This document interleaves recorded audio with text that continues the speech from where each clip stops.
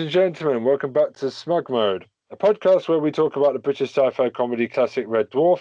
I'm Ben Gilman, as always. I'm joined by Tom Hill. Hey. And Dan Rudge. That's correct. And Troy Salmon can't join us today. He walked off because a Psiren was trying to make him believe that there were charm fans that would like to have sex with him. We do apologise. He might be back in a few weeks.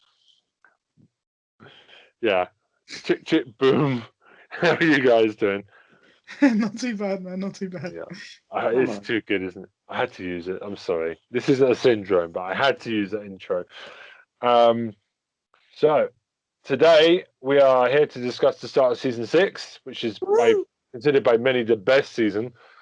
Episode 1, Psirens? Yeah. Psirens. Smug mode is now engaged.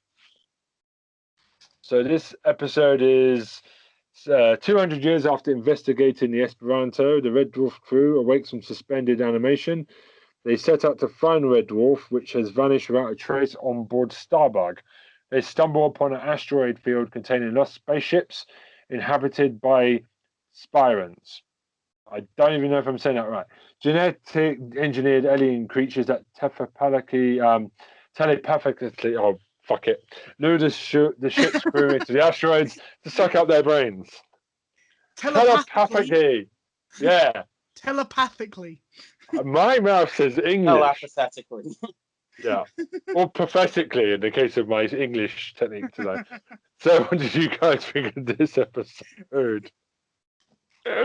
Professionalism. Oh, yes. Oh, boy. Just thinking about the idea of telepathy now being like a superpower. Like, I don't give a fuck what you think. Oh, dear, oh, dear. I'm sure there's an app in that, something that that seems to always think of what you're doing before it happens and tells you what's going to happen. Telepathy. I don't know. Anyway, back to Red Dwarf. Want to hire us? We are available. So, this is the season because season 5 was a big increase in numbers. Did you notice how they basically explain the show to people? I noticed this and then I checked the facts. Obviously, due to the huge increase that Red Dwarf was getting at this time, there was it felt like it was a pilot again, like to introduce the templates of all the characters again. A little bit, but I didn't feel like it was kind of shoving it down your throats. It was for people who knew what the show was, it was a nice reminder. Yeah. And for people who were new to it, it was a quick induction that gave you enough of a description of the characters to get you up and running with it, basically. Also because, like, in the actual story, the things which happened before this episode didn't happen on a TV show. They happened in a webcomic, which was called Prelude to Nanarchy. Okay. Yes. I have noticed this got to be the season where Red Dwarf is on the run now, right? Because I've made the mistake a few times where Red Dwarf has quote unquote gone, and I know somewhere before season 7 they lose the Red Dwarf. This is the start of it, right? This is where they start chasing it for 2 years. Basically, between season 5 and season 6, Red Dwarf has gone missing. Yeah. Now, I can't remember when it happens. It's later on than this. It's the SS Esperanto. Yeah, but it's late. No, but it's later than this. They give a bigger explanation of what happened. It was on the day that they met the Despair Squid that the Red Dwarf went missing. Yeah. So when they got onto Starbug to go and look at the Esperanto, that was when Red Dwarf got nicked. It was at that point. So can I just be honest with you? I love the sound of when Lister wakes up from Oh, it says Rimmer. No, it's Lister, isn't it? Sorry, I for some reason put Rimmer. Lister's nails make when he wakes up. Lovely noise. Using a pencil sharpener to cut them made me laugh. Yeah. Cornflakes of raw onion, distilled vindaloo sauce. It's a miracle Lister doesn't run for the hills when he finds out how disgusting he normally is, where he's got amnesia. Wouldn't you be worried about remembering who you were before? Yeah, but as is shown in the next scene, once his memory does come back, he completely forgets that he thought that way about the way he was feeling. That's what I love about it. We get another. I have a question. Go on. She's coming. Kachansky's coming. Oh yeah. So, how do I say this? Is it the same actress who's Kachansky? Yes, this was Claire Grogan. This is season 1 and season 2. Yeah. So Claire Grogan came back for this episode. It's actually the first time. Go on. Why could they get it back for season 3? Season 7's what I want to know. So basically, this is the first time that the character of Kachansky has appeared in Red Dwarf since I think it's Stasis Leak in season 2. So this is the first time they just decided to write the character out and then bring her back, partly because if you're going to have an episode where creatures are going after your basest desires, Lister's basest desire is Kachansky. It always has been. So it made sense for her to come back. I'm wondering whether this was them putting a toe in the water to see about bringing back the character. The reason she didn't come back in season 7, and it still really fucking annoys me, is that they decided that Claire Grogan was too old. And it's not going to annoy me as much as Chloe Everett doing it. So let me tell you that, mate. She is fucking awful. I'm sorry. I can't wait to smash her in season. Well, verbally speaking. Sorry, but she's. Dan, need that as a sound clip. She's a siren. She's a siren. Yeah, I know, but I mean, the woman that ends up playing Kachansky, I really hate her in season 8 and 7. So 7 and 8. When we get there, yeah, that one. So when we get there, I'm just not going to hold back in my hate of her. She's not as bad as I remember her being, but Claire Grogan would have been better. Yes, that's why when you see what we could have had, it does. Also, on top of that, just on a personal thing, a fucking Scottish actress, any Scottish actress, would have been better. Yeah. Sorry, just ran over. Anyway. Oh, you're getting all fucking Braveheart there, aren't you? Right. So we are not there yet. We are talking about this one. So where Kachansky's there, right? What? I want to make a note just because we are talking about that scene. The Captain Tau. Yeah, Anita Dobson. The name of, I believe, the captain from the American Red Dwarf pilot.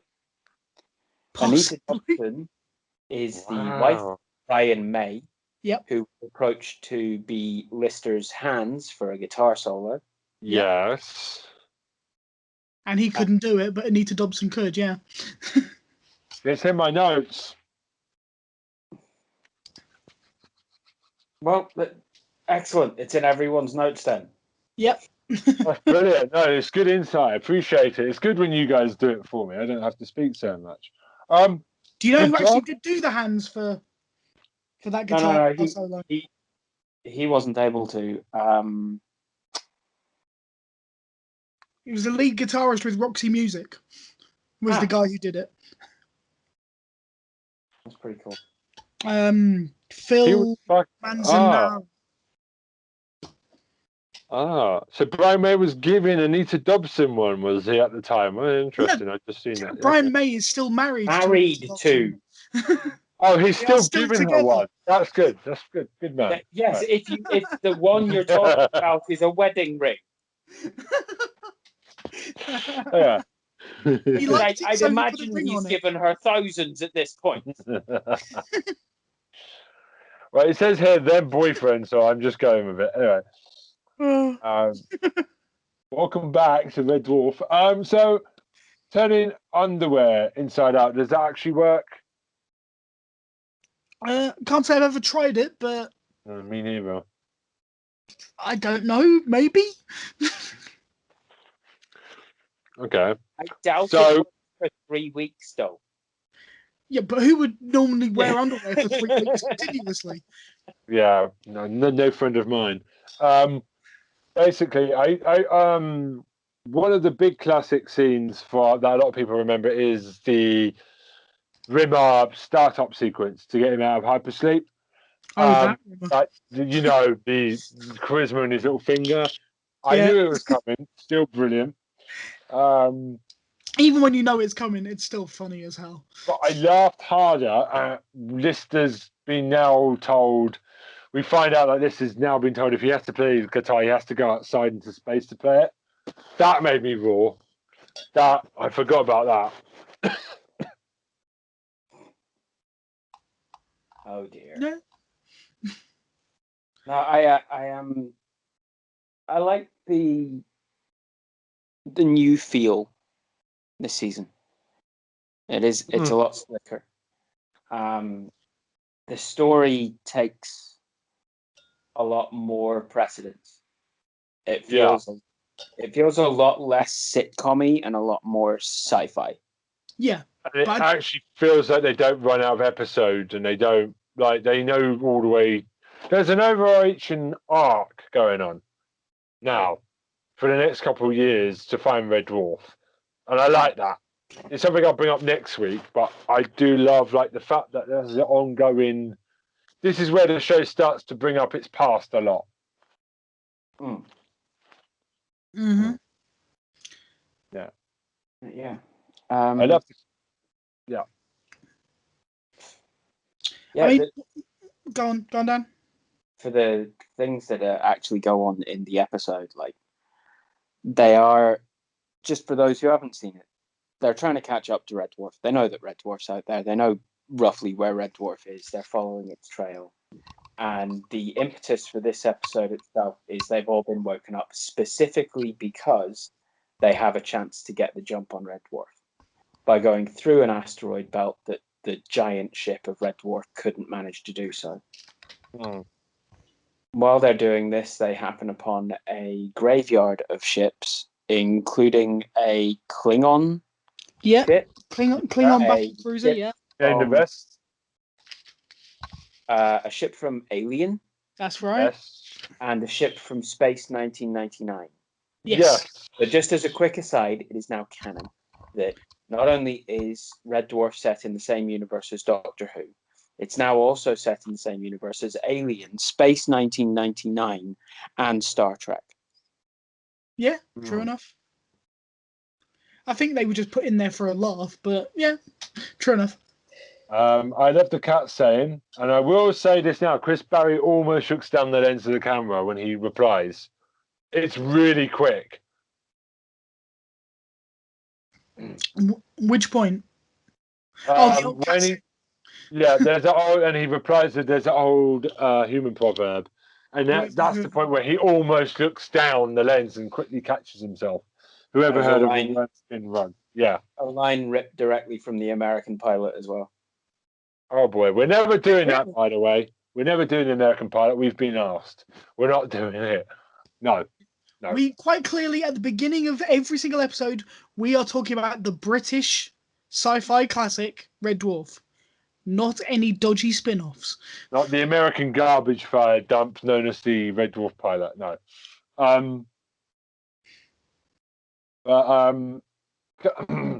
When they're doing the asteroid thing, I did laugh because all of a sudden one of the asteroids farts out fire, and it looked like it was farting. Don't know why I've put that in my notes. It just made me laugh. Crichton has been prepared for this asteroid by, the whole preparation thing with the rubbish cubes and everything. Mm-hmm. That's a good bit. What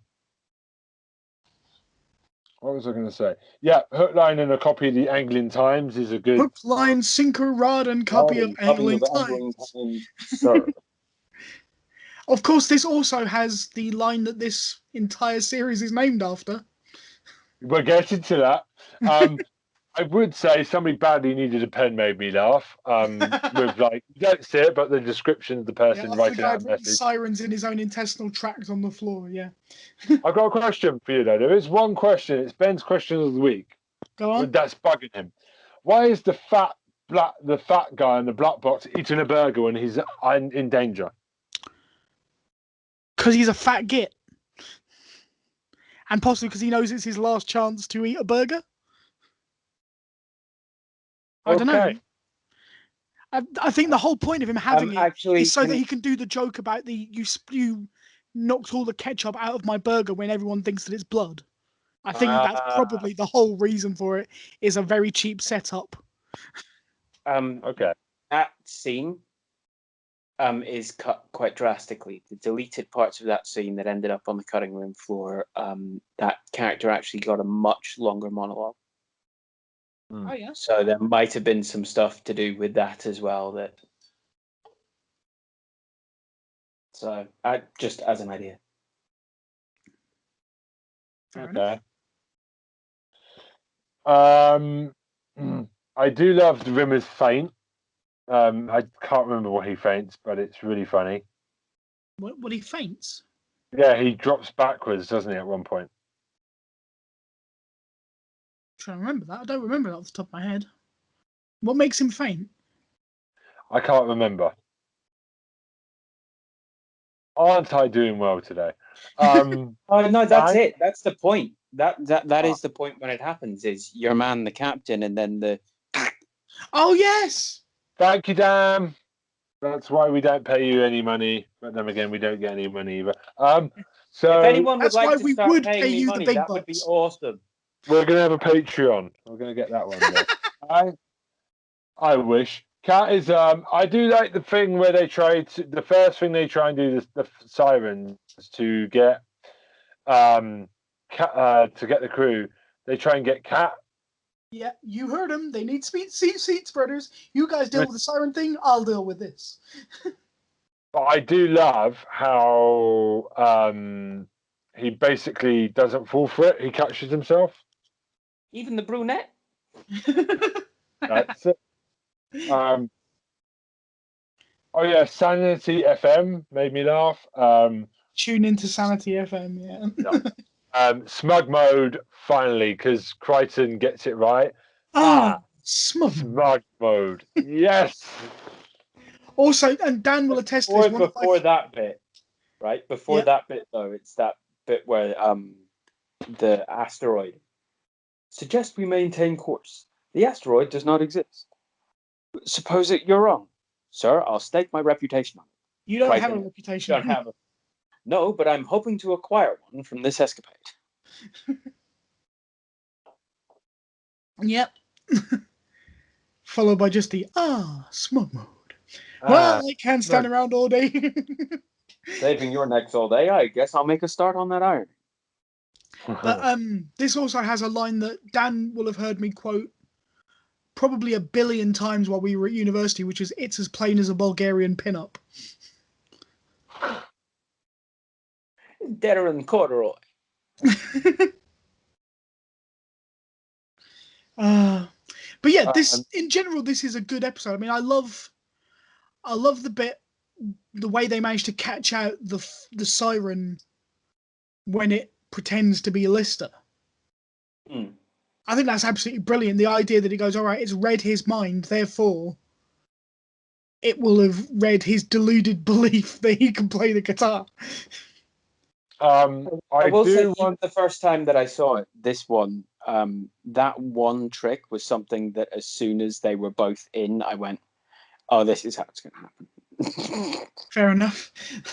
See, I didn't see it coming. I was like, well, how are they going to use this? It had been foretold enough by the Axe God cometh. Yeah, the Axeman is back. Yeah, no, looking back on it now, I can see that they made a point of setting up the guitar thing. But at the time I went, oh, that's genius. No, I love how they come back. They actually set things up early and come back to it. I just want to point out one bit where Lister's kissing the Craig Charles kept complaining about never having any romantic liaisons. So Chris Barry was smothered in oil, got a girlfriend in Hollow Ship. So he deliberately made him kiss the siren this episode, and then next season, end up with a gay snog between Lister and Rimmer. So that's quite funny. I just both just because Craig Charles was being a little prissy bitch about the fact that he didn't get enough attractive women to kiss on the TV show. That's it. Love it, and it is quite disgusting. Although the woman who plays the siren when it's not being a siren, when it is pretty attractive. Mike, okay. I'm a married man, so I cannot possibly comment. No, you can comment on whether someone is attractive. All women are ugly, except for my wife, in my eyes. No, I'm joking. That's a bullshit lie. The opinions of Ben Gilman are not necessarily the opinions. That's not true. That's not true. But for 1994, all right, yeah, okay. So I want to know I can imagine what the TV woman from Channel 27 was doing with her pointy stick. Yes, I think we all can imagine what the TV woman was doing. Very good, very good. It's always funny when they don't show it, I think. That's one thing Red Dwarf is very good at. Just a description, right? I mean, one thing I do love about this episode is the fact that they managed to get Jenny Agutter to do a cameo. That's true. Because I think that's probably the biggest name they'd ever got to work with them on this show. Yeah, that is true. I love Jenny Agutter. I think she's an amazing actress. I mean, American Werewolf in London is a fucking stone cold classic. She's brilliant in that. But apparently she was absolutely terrified. They were all like in awe of meeting her, and she was properly bricking it about doing that one scene. They had to do quite a few takes because she was really nervous because she was a huge Red Dwarf fan. So she was massively nervous about coming on the show, and they were massively nervous about meeting Jenny Agutter. Is that the scientist? That's the Crichton's creator. Yeah, because what I do love is that bites that siren on the arse coming back in. That made me laugh so hard. I just want to say, I don't know what's worse, Lister eating his toenails or Craig Charles can do that. I don't know which habit is worse, or how Craig Charles found out he could eat his own toenails. I do find it funny, though, that the siren is very clever. Because of Lister's mind thinks he can play the guitar, the siren gets found out because there's two Listers, and they blast away the right one. That's always funny. We keep coming back to Lister thinks he's good at guitar. Yeah. And I do love at the end, Crichton was a coffee table. See, that leads to my biggest pet peeve of this episode. What's that? Right, so, and this is going to come up in a later date. In fact, it will be the end of season 7. We will discuss this more fully. So, Crichton has been obviously trash compacted, which has then worked in his favour to take out the siren, and he's now this little square box. But he's supposed to go and get himself fixed, which he obviously has done before episode 2. Yeah? Yeah. But the thing that fixes him are his nanobots.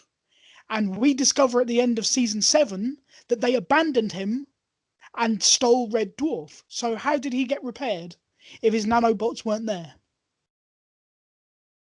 Good point. Yeah, just a pet peeve, little thing, really doesn't matter in the greater scheme of things. But that is one of those occasions where they've obviously they've come up with an idea of how they were going to bring Red Dwarf back in a season's time and not thought about the little loopholes that it leaves in their own timeline. But yeah, sorry, that was just my pet peeve. Yeah, but it's always fun to do the pet peeve, as I usually will know. So, anything else? I think that's pretty much where we are. It's a solid episode. It's funny. It's a really good. It's funny, yeah. As an opener to a series, it's a top-notch way to go. You can't fault it. It does enough of a recap of who people are for new viewers to not be lost. Oh, I just want to say I'm almost annoyed by Crichton was quite funny. I'm almost annoyed. But it's Oh. almost like a Buddhist way of saying I'm almost annoyed. Loved it. Oh, before I forget, this series has also got Rimmer trying to use the Space Corps directives, which I absolutely love. So you forget about They are Space Corps better Directive this season. 1742. No member of the Corps should ever report for duty wearing a ginger toupee. Well, I'm not sure how that's appropriate, sir. But... Essential core directive. Absolutely essential. But yeah, I'd also like to say this series, the critics didn't like it as much. Well, they're fucking stupid. well, it's because it became more of a sci-fi. It lost some of its red dwarfishness. They were like, I it's guess. still funny, but it was better when it was fresher and more raw and stuff like Yeah. that. And like, yeah, But but that's true Red of a Dwarf lot of was TV built shows. to last, sir. This old baby's crashed more times than his ZX81. But next week also, I think they really have stepped up the Space Corps directives. You know what I mean? There's some smashes next week, but we'll get to that. Yeah. Absolutely. So anyway, it's goodbye from me. Bye from me. Goodbye from me. Good start. Now, smeg off, you smegheads.